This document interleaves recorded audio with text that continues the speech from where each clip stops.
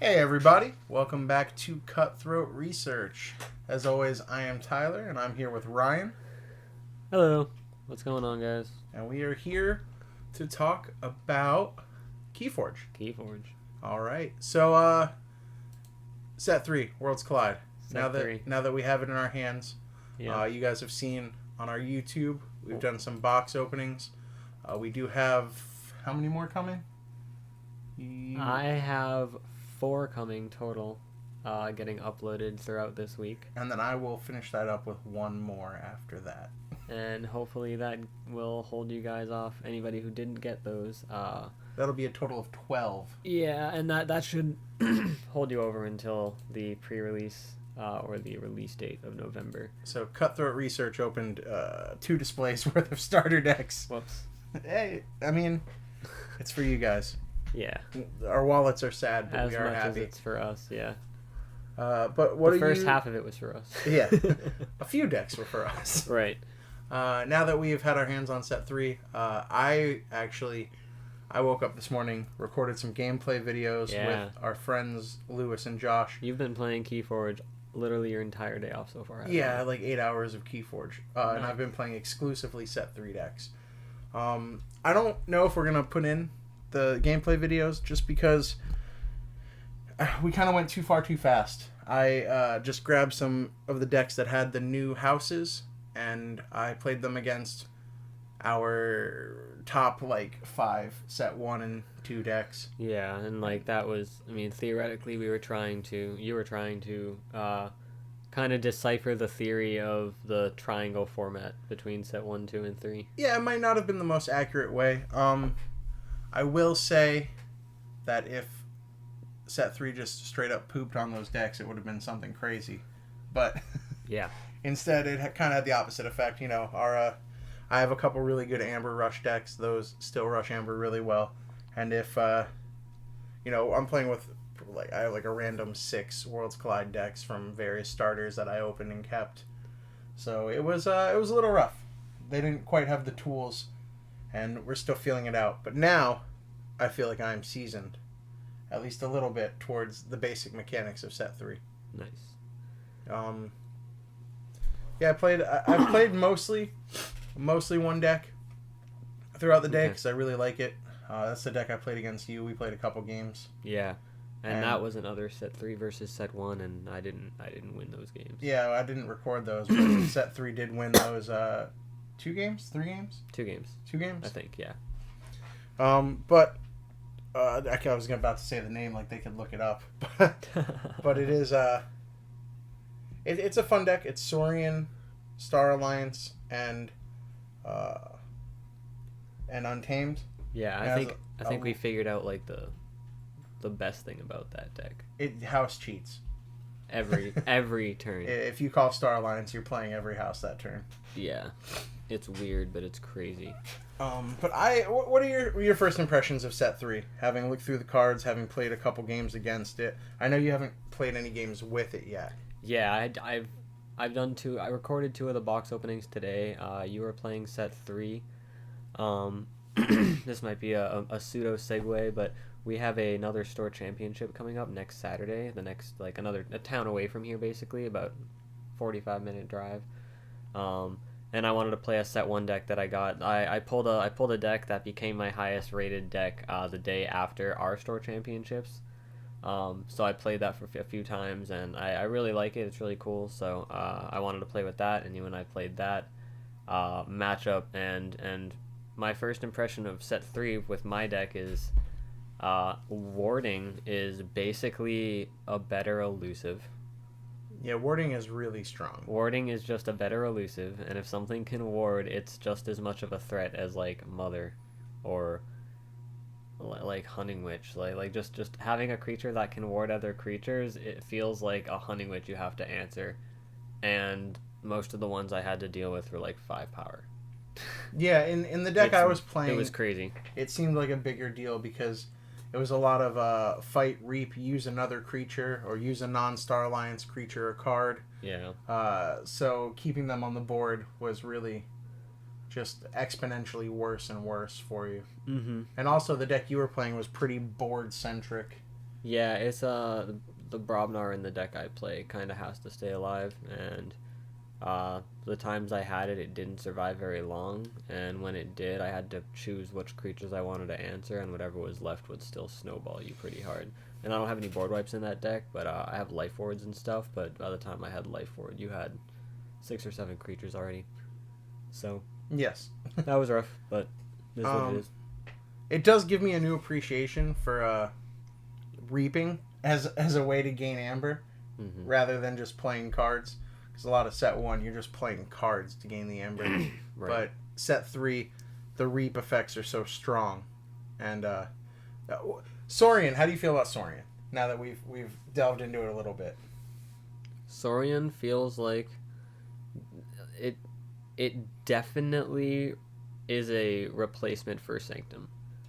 Like, it 100% feels like it does everything Sanctum did in its like own new unique way. Rather than having armor a lot of the time, you'll have that warding effect, which is cool. But a lot of them have like one armor as well. Yeah, some of them have a little bit of armor, but they're all so big. Like, they're so huge. You have that 16 power creature in your deck. I can't remember the name of it. Gargantodon, man. And there was a turn where you had that with like 6 of my amber on it, and you had something on it, or it has the effect that it's amber counts towards your pool. No, so its effect is that if any amber is stolen while he's on the field, it gets captured by the active player instead. But I had put the upgrade on him that makes it so that he could spend amber on him as if it was in my pool. Yeah. And then I also played the card Tribute, which captures 2, and then you can exalt him to capture 2 more. Mm-hmm. So I had 4 of your amber on him and 2 from exalting. So I had a key on him that you had to answer. Yeah, and I did, but it was at the cost of like my entire Brobnar board, and you still had so much else on the board that was like needed to be dealt with. And the deck that I was playing, unfortunately, like I said, just doesn't have a board wipe that could really deal with that. So creature heavy still seems like the way to go in the new set, but warding's terrifying. I didn't deal with enraging really in your deck. Yeah, just in general, I don't think a lot of my decks have a ton of enrage. I feel like it's a Brobnar thing, and I feel like Brobnar is like, I'm glad they get a new mechanic, but it's hard to see enrage in other houses, and it's hard to see enrage like as a synergizing mechanic, like reaping and fighting feel like they have more synergy than enraging. Just at first glance to me, forcing your opponent to attack is a good way to play, but I just feel like you get more satisfaction out of getting the value on your turn than your opponent's. You know what I mean? Yeah. I mean, I also think exalting is kind of, I don't want to say a trap, but it can definitely be... It can backfire. It hard. It can backfire. It is absolutely a big risk, big reward. Yeah. And it's how hard are you willing to go. I feel like exalting is something that's meant for like the very end of the game.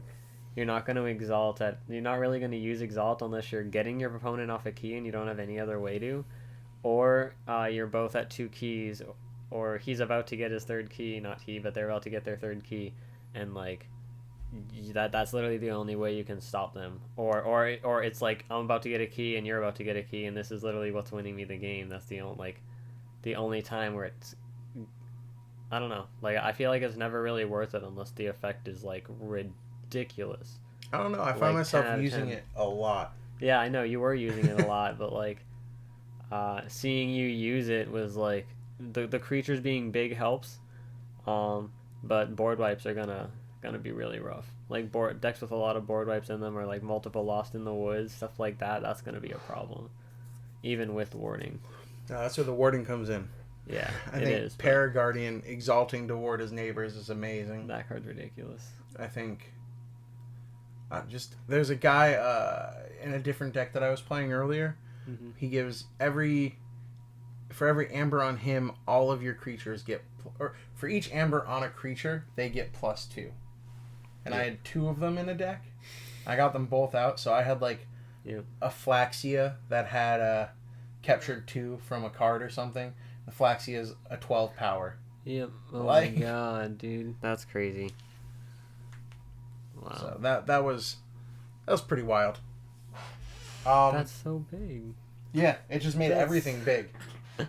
And then, like, imagine if you get, like, Legacy Unguarded Camps or Legacy Pandemoniums. Oh my god. Like, I don't think these cards are in the set, but if, Yeah. like, Legacy, like, just mass capture with things that... There's also a, in addition to the upgrade that lets you spend Amber on the creature as if it was in your pool, there's a creature in Saurian that says you could spend Amber on all your creatures as if it's in your pool. Oh my god, yeah. Yeah, I remember So, that. like, that's pretty crazy. Mhm. There's also an upgrade and a creature that say when all your cards get destroyed, move this Amber to the common supply, so it makes warding safer. It makes capturing just go back to nothing. Or not warding, I'm sorry, exalting safer and capturing safer. Mhm. That's, there's some... I don't think I've pulled a great smattering of decks that have it yet, but there's definitely play there with, like, once decks really start getting opened. Mm-hmm. I have a question for you. I kind of thought of in the middle of your explanation of that there, but do you think Sanctum and the Saurian house being in the same set would be like too much? Like, do you think it would become too like those two houses would synergize too well and become like a broken combo of houses? No, I don't think so. No. I don't think they actually synergize together that well. No. Because from what I've seen, I think Saurian's really good with... You don't think like reaping and then warding 2 champion Anaphiels isn't like too much for... I don't think it's too much because there's always board wipes. Yeah. Like just having more big creatures. That's like saying, do you think Brobnar and Sanctum were broken together? Like they were both really good in Age of Ascension, sealed. Yeah, I guess you're right. True. But are they like inadvertently like, Inherently, too yeah. strong together? Yeah. It depends on what cards you get. I do think at some point there's going to be a set that they're in there together. I don't think it's like, yeah, I mean, I'm sure completely a it will functional happen at replacement. some point. I'm just thinking now, like certain cards between the two houses would be I will say, as far as really solid plays. the replacements, quote unquote, go, I don't know if I like Saurian better than Sanctum altogether, but I definitely like Star Alliance more than Mars. Yes. I think Star Alliance, people are sleeping on them a little too hard. They are very strong. Yeah. Star Alliance. Like, I know your deck specifically automatic the deck I played against you today immediately just jumps from house to house all in the same turn, and it's very good at that. But like, man, the reason you did that was because of your Star Alliance cards. Like, you'd call a different house, use one card to play a Star Alliance card, and that would lead into playing all your Star Alliance cards and then another card. Like, it was just like really solid. I feel like yeah, like I said, or like you said, it feels super slept on, but My opinion might be biased. but But I think that's like an interesting like mechanic for that house. Like, if that house is just designed to use other houses, like that's what your deck did. Like, I feel like there's a lot of cards in that deck that are going to enable that, and it's going to kind of take over a part of Logos. it is kind of a weird complaint because it's a complaint about already being ahead. But I did find through all the games I've played that when I had just Star Alliance on board and a lot of board presence, there were a lot of wasted effects. Mm-hmm. I know that sounds silly because it's like, oh, I didn't need the effects anyway, but it's a lot of like, use another creature. It's like, well, the other creatures are Star Alliance, so I could use them anyway. That's my turn. Mm-hmm. Or like, play a non-Star Alliance card from your hand. It's like, well, I don't have any of those right now. So Yeah, I But- gotcha. when you're playing ahead, also, if you're playing from too far behind, it's Lackluster. you kind of have to build a little bit of a board first. At least in the deck I have, all the effects revolve around that. But there are really great cards in Star Alliance that help you do that. Like Zap is great targeted removal. That's the deal of damage for every house represented among creatures in play. Yep. Yeah, you did that to me. And then there's Red Alert for like after you get board wiped and Red they build Alert's a board. really good. That's crazy. Just deal a damage for every creature in excess that your opponent has to you. Yep. That's very strong. Yeah, that card's gonna be some like I feel like it's a common, isn't it? It's a common or an uncommon, I'm pretty sure. Like, that card's It's gonna not have a to rare. be considered all the time. Like, people have to start thinking about that card now, like, whenever they see it. That's a card to look for.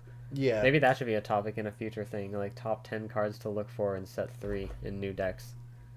Yeah, I mean, key cheats are real. Obsidian Forge. Key I have cheats are another real. deck with some like an Obsidian Forge, and I played a couple different ones with that card, and that card is wild. Mm-hmm. I didn't think it would be quite as strong as it was, but if your opponent doesn't have artifact control, you're just sitting on, I'm gonna make this key on one of my disc turns. Like, it's gonna happen. You can't avoid it. And if they do have artifact control, unless they're making the key, which they have to have creatures for and amber for, they're not destroying it, because you have to make the key in order to destroy it. Because that happened earlier. Someone played remote access on it, and they were like, oh, I don't want to sacrifice any creatures. And I was like, okay, do you want to forge a key for 12? They're like, no, and I don't have enough even with the creatures. And I was like, okay, it just taps. Like, it exhausts. No. And then it's like, they're like, oh, yeah, I guess it does. No. Because, I mean, Poltergeist will still Yeah. destroy it, but Damn. there's some, I don't even have a deck with every key cheat, but like Key Charge being in this set feels good. Yeah. I have a deck, I haven't played it yet, but I do have it sleeved up. It has 3 imprinted Murmuks and a Key Charge. Whew. So you can make your keys cost 3. Wow. And the fact that you could do that, drop that in a turn, like have 4 amber, 4, 3, just 2, go yeah. Murmuk, Murmuk, Murmuk, Key Charge. Without any Honey Witch, nothing to gain. That's... Yeah. Yeah, that's pretty good. Let's actually Imagine that now with a... It also has 2 Flaxia. Imagine Harmonia. It has a Harmonia and 2 Flaxia. Oh my god. So it can... Watch out for that. I can get crazy. Yeah, I might have to play this deck. This deck looks pretty good now that I'm looking at it. Yeah, dude. Keys cost 4, and you can literally get Harmonia, double Murmuk, triple or double Flaxia into what, 10 or 12. It would be a lot if you pull Yeah. it off. But there's a lot of things to be excited about for set 3. Like Ryan said, there's a store champs in the next town over. They haven't told us the format that they're going to be playing at yet, so we're waiting to hear about that. But it will be on the 26th. That's pretty exciting to have like another store champ so soon after the one at our actual like home game store. Yeah. And then in Lakesworth, over by West Palm Beach, at Yep. Prodigy Games is going to be a Prime Championship Next month on the 16th. They Yeah. also haven't announced their format yet, but if you listen to this and you're going to be there, give us a shout. We'll meet up, say what's up. That's a month from tomorrow, guys. That's I'm really excited for that. I know Yeah. we're gonna drive up. It's only like a 2.5 hour drive tops. Yeah, For us. we're gonna drive there and back the same day, I'm pretty sure. So Yeah. we're gonna make a long day out of it, get some food in the morning, or at least for lunch, I'm sure, and get it done. It's gonna be a good time. I'm really excited about all this stuff because then We need to sorry I cut you off. We need to find a deck for Savannah because I want her to play. yeah, I mean we could give her. I mean we need to find out the format first, but Yeah, if we it's, could get her something cool. I just know she wants to play Sanctum, so We can get a good set 2 deck. yeah, Sanctum is a bit stronger in set 2. definitely. Well, what I was saying is like, we have the end of this week is our regular Chainbound. Mm-hmm. Then next week is the store champs. Yep. The week after that will be the first week of the leaderboards tournaments at our local places. The week after that is the expected release of set 3, and then like the week after that is the Prime Championships. Yeah. So it's like every week is just hype for me now. Yeah, 5 weekends of just like pure, new, fresh, interesting like content and events and everything happening. Like it's a great timeline for us. Yeah. As content creators and competitors of this game. It's just like back to back, like more and more hype. Like the buildup is real, and as we get closer to Christmas, I just expect more of it. So, I'm just excited. It's gonna be great. Really cool thing is the complete set is spoiled. Yes, every single card. Except for one card hasn't technically been spoiled, but it is the only card it could be is Displant. Yep. Which is like, there's a plant for each house other than Shadows. Other than Shadows, like because it needs it's in more. Shadows. Oh, okay, gotcha. So, because they're all Shadows cards, and they're each. So have even you seen them at all? so even if you get one from a different house, it won't say shadows on it. Oh no, they're all. It's a shadows creature. It's similar to the ambassadors in Sanctum. Oh, okay. But Gotcha. they're plants, and it's like whenever someone calls that other house, you steal one, I believe. Yeah, I remember There's that one card. power, They're all little one creatures. powers. Yep. But the Dis one is the only one missing. So we know the whole set, which is exciting for a couple reasons. Like, people can look at it, get familiar with it. You know, you can even play test with it if you want, even if you can't get your hands on decks. But also, it might mean that the rating systems Might be updated sooner. Might be working on those already. Yeah. Which would be cool for the masses. Mm-hmm. It is inherently hard in a game like this to feel out the power of new cards. Yeah, trying to figure out the defined and specified value of each individual card without context of a deck or any kind of combination of cards is really difficult, and that's where your numbers come from. Like, there's obviously on decks of Keyforge, like, a lot of those numbers are statistically just amber count and card draw and archiving and stuff like that. And those update all the time. Right. And generally the other, the SAS, the AERC, like, those are generated by the algorithm, as we know. It's just the lost track. Don't get too hung up on just the number. Yeah. But it is hard. I've played, I think, 6 different Worlds Collide decks, and some of them I looked at and I was like, this is going to be strong, and it just didn't perform well. And some of them I looked at and I'm like, oh, I'll try this. This might be fun, and they've seemed to be my better ones so far. So it's hard to really wrap your head around when there's so many new cards. It was the same with set 2 when it first dropped. It was kind of like people were scrambling to kind of figure out what they liked and didn't like. I remember for a while Plague Rats were like the hotness, but now I never hear about Plague Rats really. Yeah.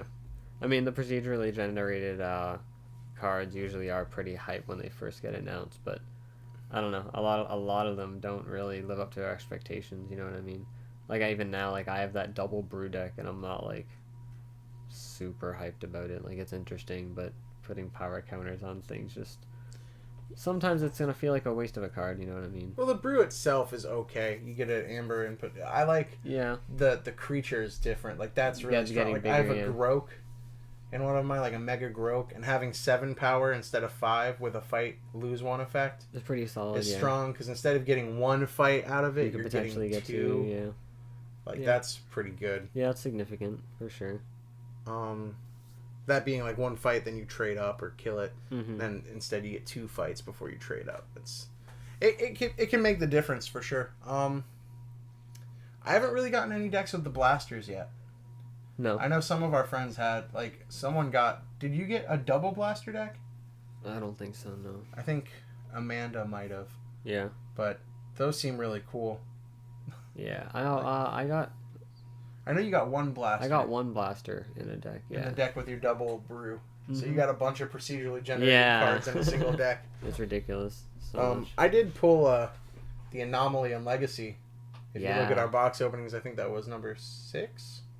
You know better than I would. You did the first chunk 6. of them. So if you want to see a Legacy and an Anomaly opened in the same deck, that was pretty hype for me. Yeah. I pulled a Legacy too, a Shadows card. I can't remember what it was. The one that's Skirmish and Elusive, I think. Knuckles Bolton. Right? Yeah. My Legacy was also a Shadows card. It was Dust Chronicles. I like yours more. But we're really hyped for stuff coming up. Set 3 is really fun. I'm going to keep playing it. My initial thoughts, I do think it can definitely compete with Set 1. It might not be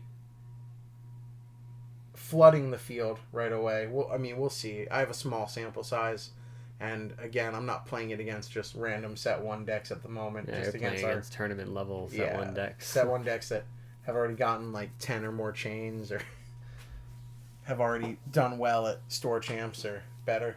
Yeah. But I'm really excited for Keyforge. If you guys are new subscribers, let us know what kind of content you want to see. We do have, like Ryan said, 4 more box openings coming, and then 1 more from me. So at the very least, we're going to get 5 more box openings for Set 3 out there. And that's exciting. Hopefully, we're going to put them all out, definitely before release date. Yeah.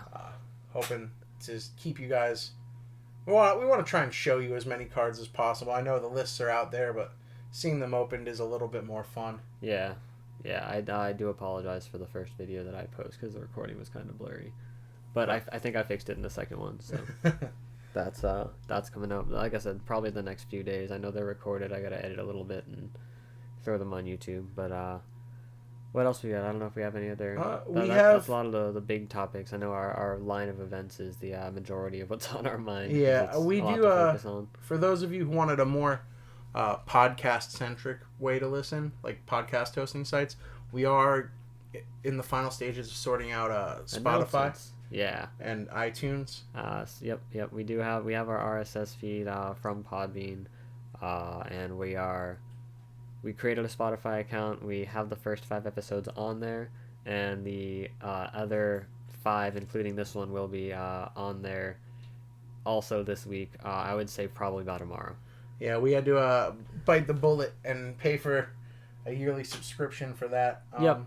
Yeah, we got a Podbean subscription for a year, but that's fine. That allows us to have unlimited upload space and storage, so we don't have to take any episodes down when we put new episodes up, which was the biggest dilemma as to why Podbean hadn't been updated in a few episodes, and everything was on YouTube.